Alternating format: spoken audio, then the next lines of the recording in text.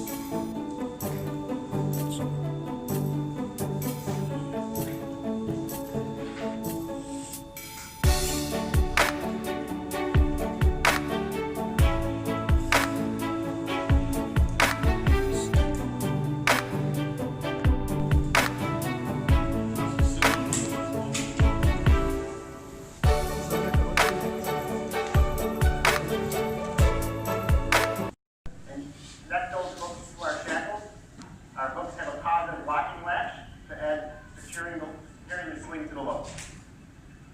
The next step we want to do is verify the tag information on the sling and ensure everything is correct and we have sufficient capacity to raise this load. So my tag says 930 seconds chain. We want to verify that. The 930 seconds chain is good for 11,200 pounds at a 60-degree angle. Must we check And all the exactly what loads my rigging pocket guide says, so I specification verified the tag before you lift information. the load. So I want to go through and do a thorough inspection. We previously inspected this sling prior to attaching it, but we'll demonstrate all the unwanted heat within the building. And this heat is then returned back to the chiller. And it's returning here about 12 degrees, sorry. By the time it leaves the chiller again, it will have given up 6 degrees worth of Celsius of heat, so it's leaving at 6 again. So it leaves at 6, comes back at 12, and this cycle repeats and repeats and repeats. Now the heat that leaves. Okay? This is the one cycle. Other cycle for condenser. For condenser side, your water from the cooling tower go to the refrigerant and become, return to the chiller. Yes. Return to the chiller, become hot and then become cold from the refrigerant and go to the cooling tower. So this is the fourth cycle. Through the tube walls there, the refrigerant picks that up and then transfers that round to the compressor. The compressor is located up at the top here, usually always above the chiller, and that is the driving force. And we're going to have a look around it to name the components, and then we're going to come back to this picture here, and maybe a couple of pictures to test yourselves on what each thing is. Now, because going around the chiller is a little bit difficult, so what we've done is created this.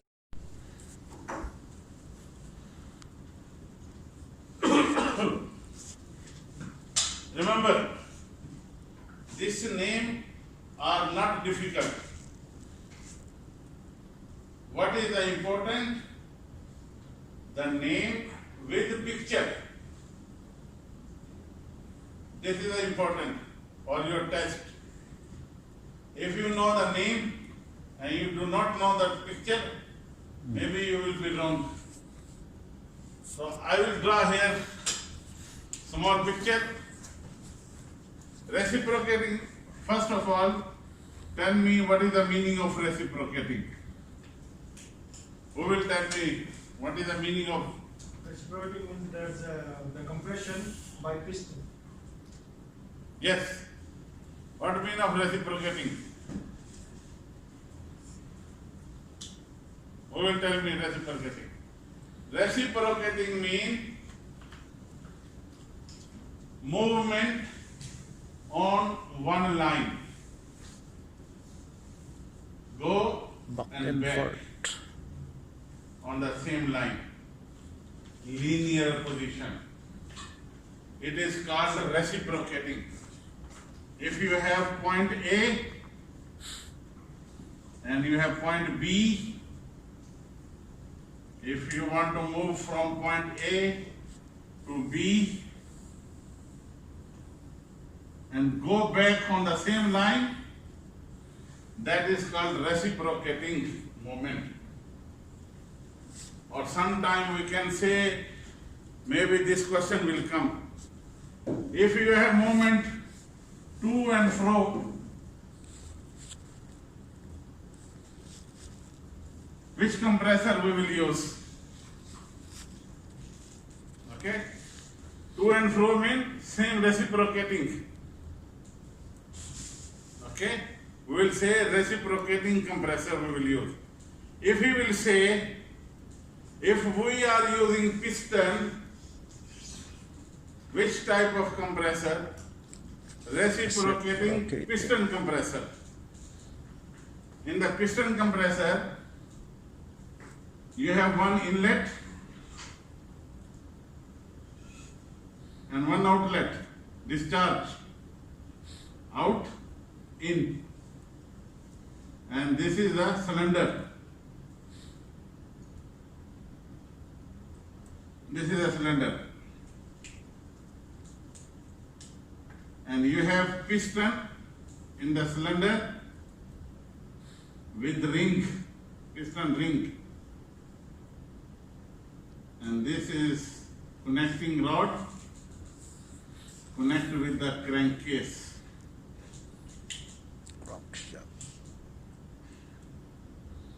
So this is called piston compressor. Your piston will move this direction and this direction, reciprocating. Okay? Plunger.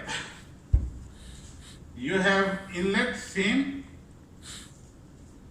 You have inlet and you have outlet.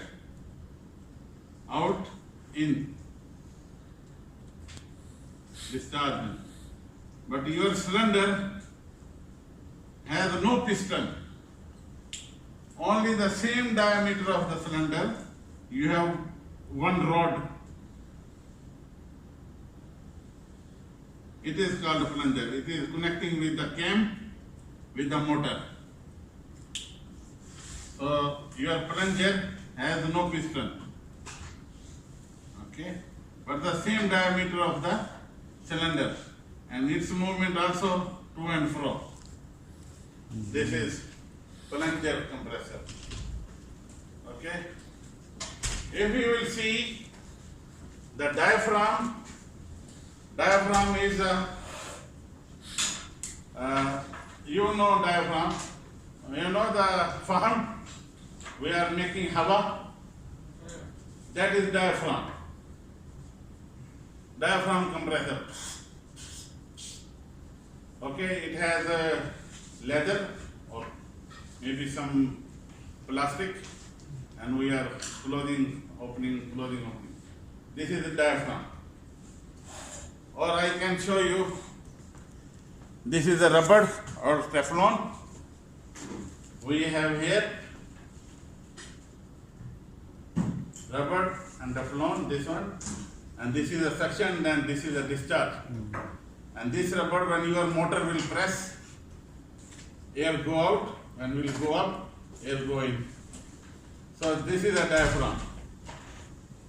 Okay? This is a diaphragm pump. Mostly shape is like this.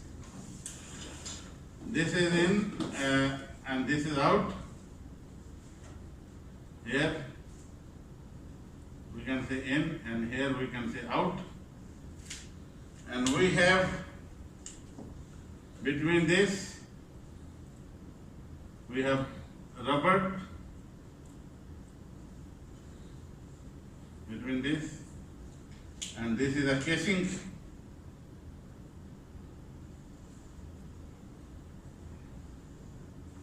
And with this, we have one rod fixed with this, and it is fixed with the motor. When it will go forward, your diaphragm will press here and air will go out. When it will go backward, Your diaphragm is here and air is in. Okay? This is, I will show you the picture. Niti or We have only this topic. Aramco, as I know, there is no one who is smart to make I don't know. This, we are covering this topic only, but now I give you how to install the compressor, how to remove the motor. This is very easy task. But last group, they gave me 10 questions. They said this question came. So that's why I prepared this type of compressor. I will show you.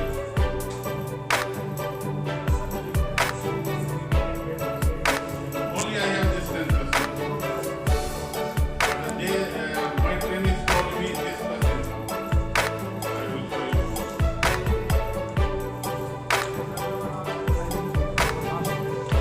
Give some kids. Perfect. Perfect fail.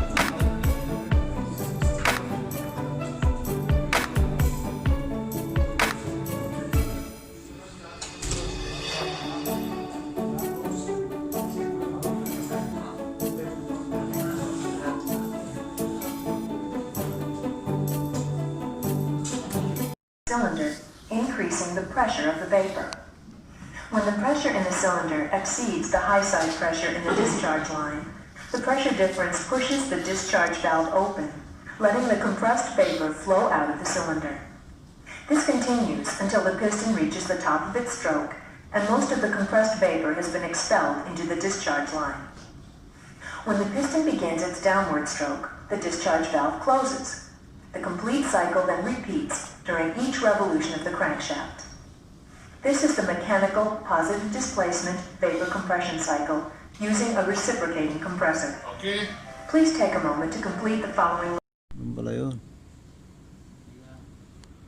Tusok-tusok lang.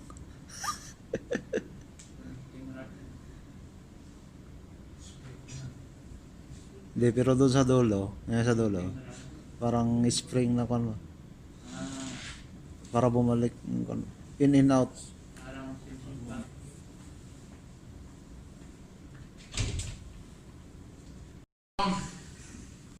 Sliding. A superior performance over all other positive displacement pump technologies in moving low viscosity, thin liquids such as refined fuels, LPG, refrigerants, liquid carbon. Refrigerant. We can use also for refrigerant. With applications. But it should also be known that vane pumps are very effective at moving high viscosity liquids in the range of 50,000 SSU and higher.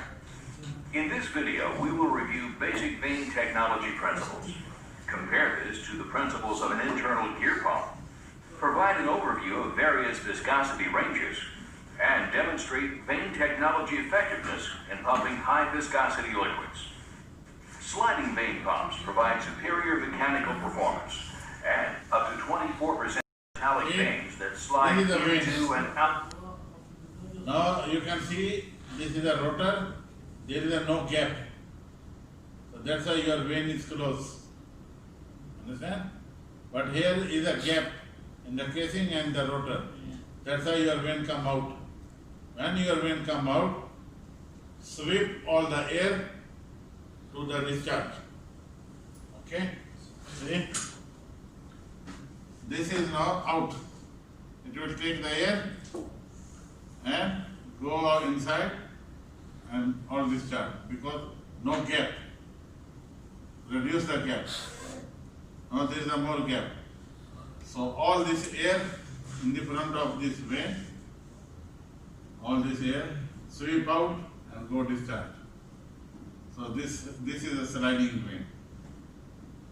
The pump rotor. When the pump shaft turns the rotor at the pump casing, centrifugal force, rods, and or pressurized fluid cause the vanes to move outward in their slots and bear against the inner bore of the pump casing to form pump chambers. The fluid is passed around the pump casing to the discharge port. Each revolution displaces a constant volume of fluid. Variances in pressure have minimal effect. The sliding vanes self-adjust to maintain internal clearances throughout the operating life of the vanes. Energy-wasting cavitation is controlled, and low energy consumption is maintained. External gear pumps are less mechanically efficient than vane pumps and consume more energy. Liquid enters the pump chamber. This is a gear pump, gear compressor. This is a gear, same compressor, same pump. I told you the pump name and the compressor parts name same. Okay? I will close some, so you will not confuse. So this is a gear. Internal gear, take the air and discharge. This is a gear. This is a sliding vane.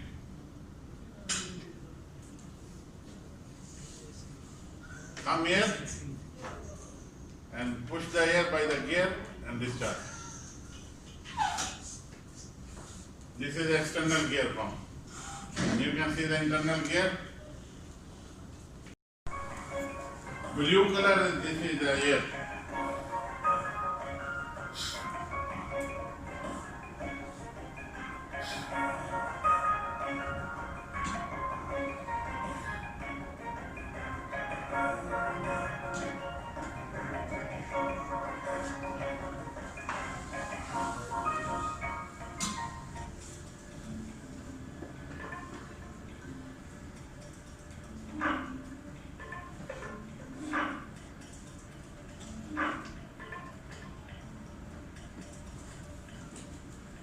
This is a filter.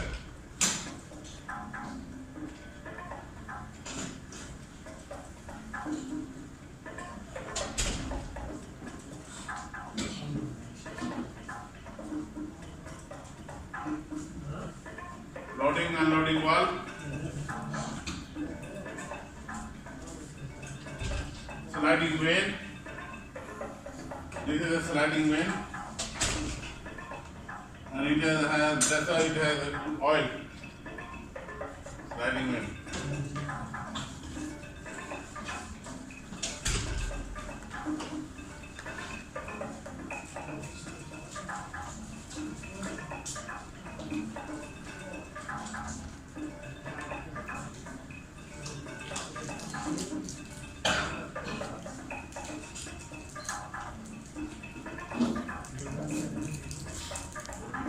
After the pushing the air become hot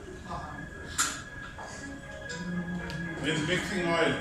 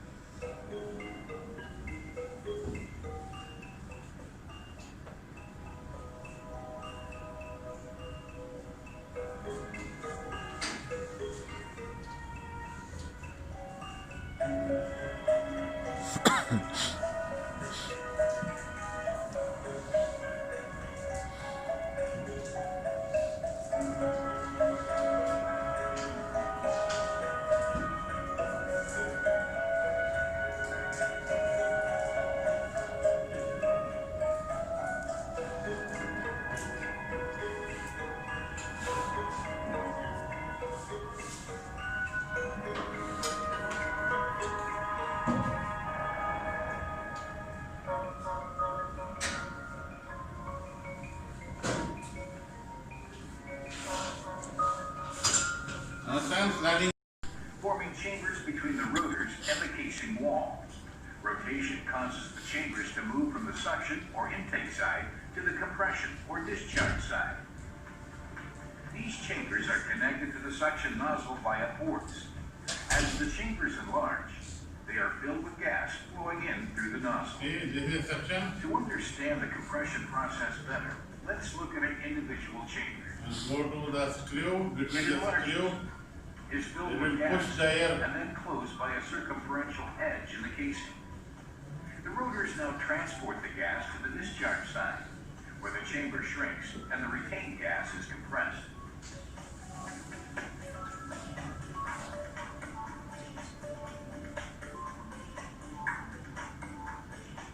Let's view the process This is a again, discharge. this time from below. Once the gas is compressed, the chamber reaches another port connected to a discharge nozzle, and the gas flows out. Suction from the top So here we are using this compressor. or instrument air.